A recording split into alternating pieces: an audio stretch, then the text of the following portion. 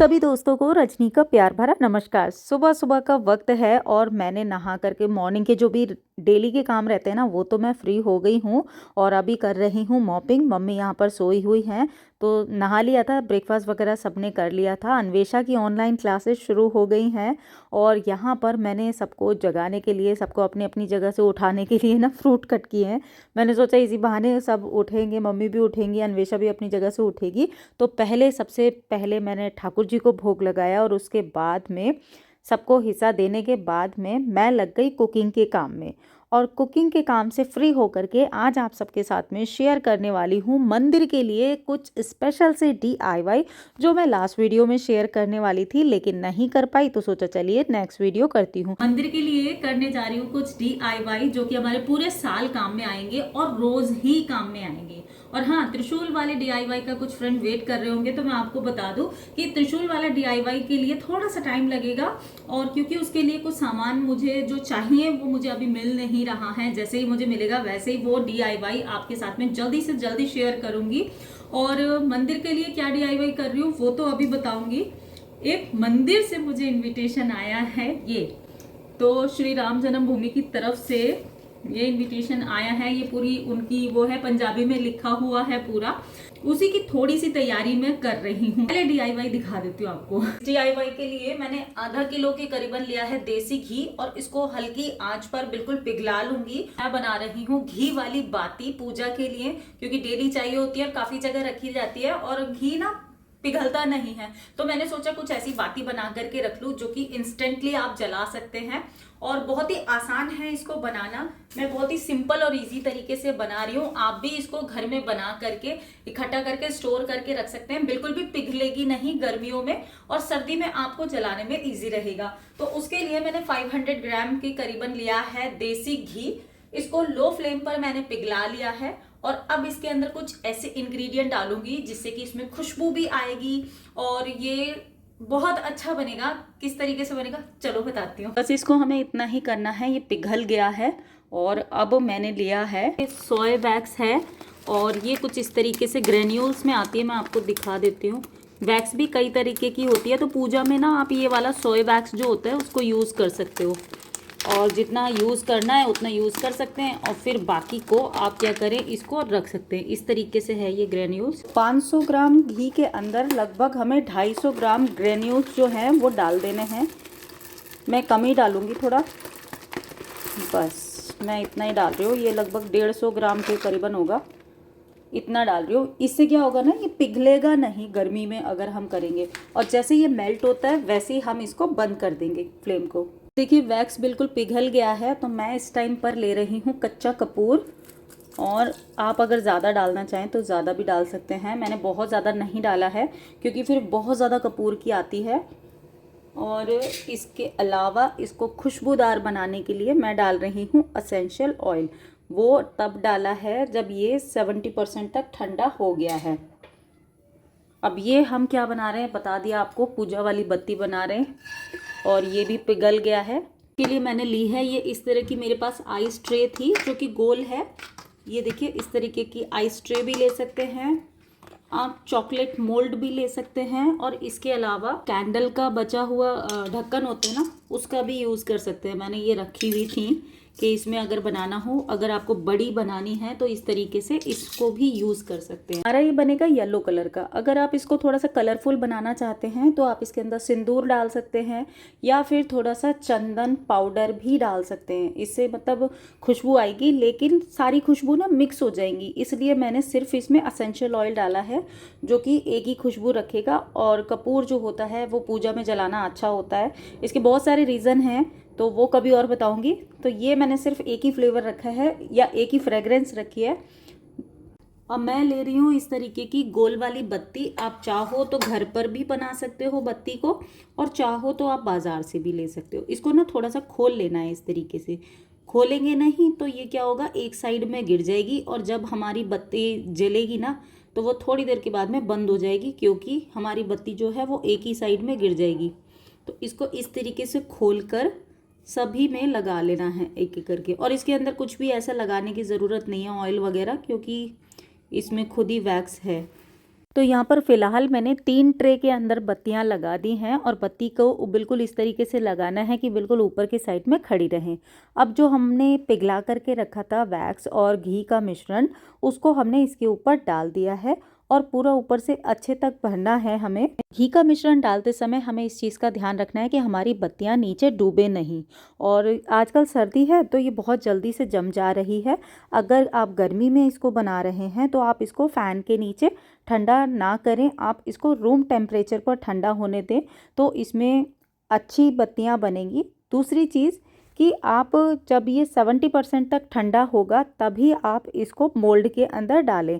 इससे क्या होगा, बीच में गड्ढा नहीं बनेगा कैंडल के। मेरे लगभग 5 से 6 के करीबन मोल्ड इसमें पूरे लगे हैं, इतनी मेरी बत्तियां बनी हैं। देखिए दोस्तों, कितनी सारी मेरी बत्ती बन करके तैयार हो गई और वो भी फ्रेग्रेंस वाली। और इनको आप जब मर्जी जला सकते हो और जितनी मर्जी बना करके रख सकते हो अपनी पसंद के अनुसार, अपने चॉइस के अकॉर्डिंग कि आप इसमें कोई फ्रेग्रेंस चाहते हैं या सिंपल वाली चाहते हैं और कलर वाली बनाना चाहते हैं तो वो भी बना सकते हैं। बत्ती इसमें जैसे कलरफुल लगाना चाहें वो भी कर सकते हैं। बहुत सारी चॉइस है और खुद की बनाई हुई चीज से आप अगर पूजा के लिए कुछ भी करते हो ना, मेरे साथ में तो ऐसा ही है कि जब भी मैं कुछ ऐसा करती हूँ ना तो मुझे बहुत खुशी होती है अंदर से। तो इतनी सारी बन गई हैं, ये 1 महीने चलेंगी लगभग, क्योंकि अगर मैं इनको काउंट करूँ ना तो ये लगभग 70 के करीबन, 70-80 के करीबन है।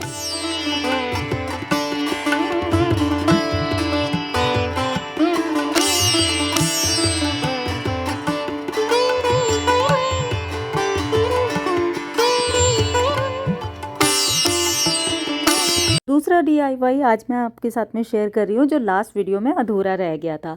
तो लास्ट वीडियो में अगर आपने देखा होगा तो मैंने ये 10 नंबर के क्रोशिया से ये वूल को इस तरीके से मैंने क्रोशिया का काम किया था। जैसे कि एक पहले चेन बनाई थी और उसके बाद में मैंने 3-3 का ये कुंडा लगाया था और उसके बाद में सबसे पहले वाले स्टेप में मैंने लिए थे 3 कुंडे, फिर मैंने लिए थे 2 कुंडे, फिर उसके बाद में 3 कुंडे, फिर इसके बाद में 2-2 कुंडे करके। मतलब कहने का मतलब ये है कि पहले कम घेरा लगाया था, फिर उसके बाद में थोड़ा सा और उसको एक एक फंदा में बढ़ाती जा रही थी, एक एक कुंडा में बढ़ाती जा रही थी।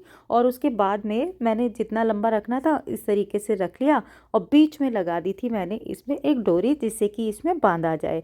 मैंने बनाया था भगवान जी के लिए एक शॉल, जो कि माता को भी पहना सकते हैं, किसी देवी देवताओं को भी पहनाया जा सकता है। इसको थोड़ा सा और सुंदर दिखाने के लिए इसके किनारे किनारे मैंने मोती सुई की हेल्प से सिल दिए थे, धागे की हेल्प से।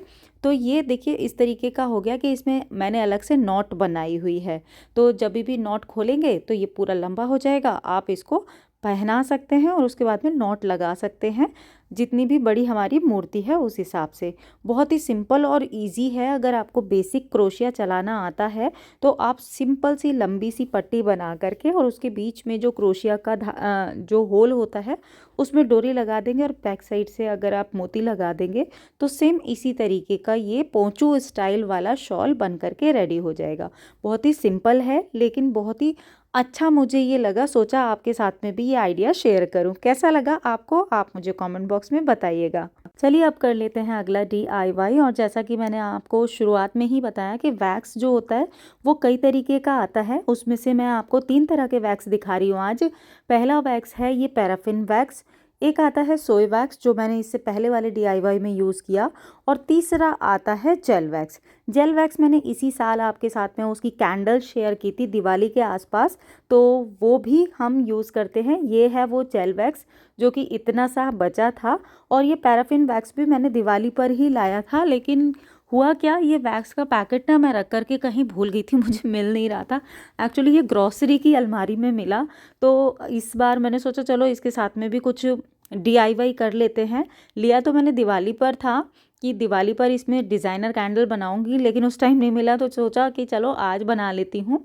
तो ये है सोय वैक्स, और पैराफिन वैक्स भी दिखा दिया मैंने आपको, जेल वैक्स भी दिखा दिया है। तो इसी से हमने बनाया था। अभी जो हमारी पूजा वाली बत्तियां थी उसके लिए मैंने इसको यूज़ किया था, और ये इतना बच गया है, तो इससे अभी मैं बनाऊंगी कुछ और कैंडल जो कि मुझे आगे के लिए चाहिए। कहाँ यूज़ करूँगी, कब यूज़ करूँगी, वो आपको बाद में बताऊँगी आने वाले वीडियोज़ में।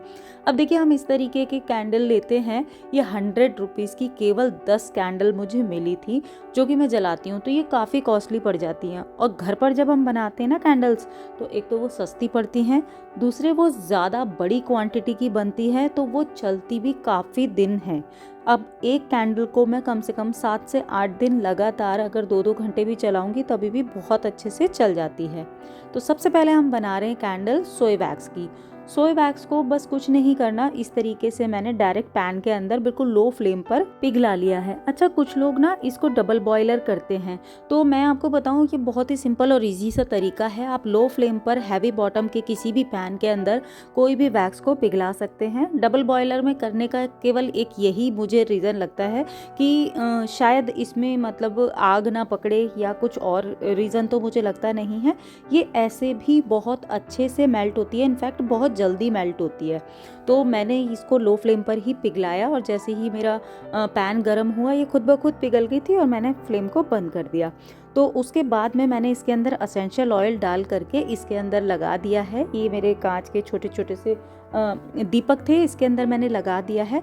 और जब ये थोड़े से ठंडा हो गया ना वैक्स, क्योंकि 70% ठंडा था, तभी मैंने इसको इसके अंदर डाला है, ट्रांसफ़र किया है। बहुत ज़्यादा गर्म डालेंगे तो होता क्या है कि जब हम इसके अंदर ये विक लगाते हैं ना, तो ये विक जो है वो जो हमारा जो वैक्स है ना, बीच में से गड्ढा सा बन जाता है।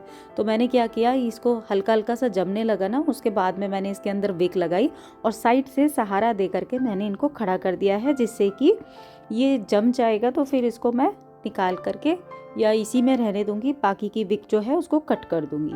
तो ये तो 3 ही बनी पाई हैं मेरी सोय वैक्स वाली कैंडल, क्योंकि सोय वैक्स मैंने दूसरी उसमें यूज़ किया था। अभी मैं बना रही हूँ जेल वैक्स कैंडल। तो जेल वैक्स कैंडल भी बनानी, बिल्कुल जेल वैक्स जो होता है ना, बिल्कुल ट्रांसपेरेंट होता है और इससे कैंडल डेकोरेटिव तरह की हमें बनानी है तो वो बहुत ही आसानी से बन जाती हैं। इसके अंदर हम कोई भी पसंद का कलर मिला सकते हैं या इसको वाइट में मिला करके इसके अंदर पर्ल या फ्लावर वगैरह भी मिक्स करके हम बना सकते हैं। मैंने दिवाली पर आप सबके साथ में बहुत सारी कैंडल्स जेल वैक्स से शेयर की थी, जो कि काफ़ी सुंदर लग रही थी। अच्छा, ये भी थोड़ा सा ही था, तो ये भी इससे 4 कैंडल ही मेरी बन पाई हैं। इनको मैंने दीपक में रख दिया है और इस तरीके के मेरे पास छोटे छोटे दीपक थे, इसमें मैंने लगा दिया है। और बाद में मैंने इसके अंदर लगाई हैं, किसी में 2 विक लगाई हैं, किसी में 1 विक लगाई है। ये भी थोड़ी देर में सेट हो जाएगा क्योंकि विंटर है। तो इसके बाद में बारी थी पैराफिन वैक्स की और इसको भी मैंने सेम इसी तरीके से मेल्ट किया। बिल्कुल लो फ्लेम पर हैवी बॉटम पैन के अंदर मैंने इसको रखा और जैसे ही ये पैन गर्म हुआ, वैक्स पिघलनी शुरू हो गई, फ्लेम को मैंने बंद कर दिया है। बिल्कुल स्लो रखेंगे तो ये वैक्स बहुत आराम से पिघल जाती है।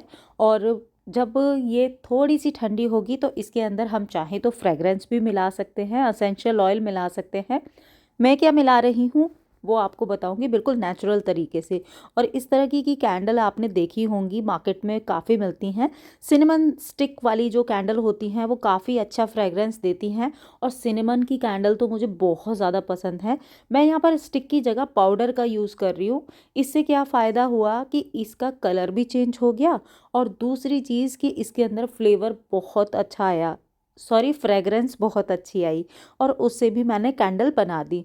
लास्ट में मैंने लिया थोड़ा सा और पैराफिन वैक्स और उसको क्लियर लिया है, उसके अंदर मैंने डाला है एसेंशियल ऑयल और इसको भी मैं कैंडल में ट्रांसफ़र कर दूंगी। अब इसको ट्रांसफ़र तभी करना है जब ये 70% तक ठंडा हो जाए, कोई भी वैक्स है। तो इससे क्या होता है, जब कैंडल का बीच में हम विक लगाते हैं ना, तो विक के अंदर गड्ढा नहीं होता। आप देख सकते हैं मेरे सारे कैंडल जो हैं वो बिल्कुल जम चुके हैं, सेट हो चुके हैं, लेकिन किसी भी कैंडल में ना बीच में गड्ढा नहीं हुआ है। अभी ये 2 रहते हैं, ये सारे एसेंशियल ऑयल वाले मैंने बनाए हैं और 3 मेरी शीशियाँ जो हैं वो खाली हो चुकी हैं। इनमें विक लगा दिया और मैंने सेट होने के लिए रख दिया है। और अभी क्योंकि डिनर टाइम था तो इनको कुकिंग कर रही थी मैं, और मैंने कुकिंग का काम करने के बाद में इसकी जितनी एक्स्ट्रा विक थी उनको मैंने कट कर दिया है। और ये मैंने सिलिकॉन मोल्ड में बनाई थी, तो मोल्ड मैंने निकाल लिया है। जब ये ठंडी हो गई तो मेरी इतनी सारी कैंडल बन करके तैयार हो गई और ट्रांसपेरेंट कैंडल तो बहुत ही सुंदर लग रही हैं।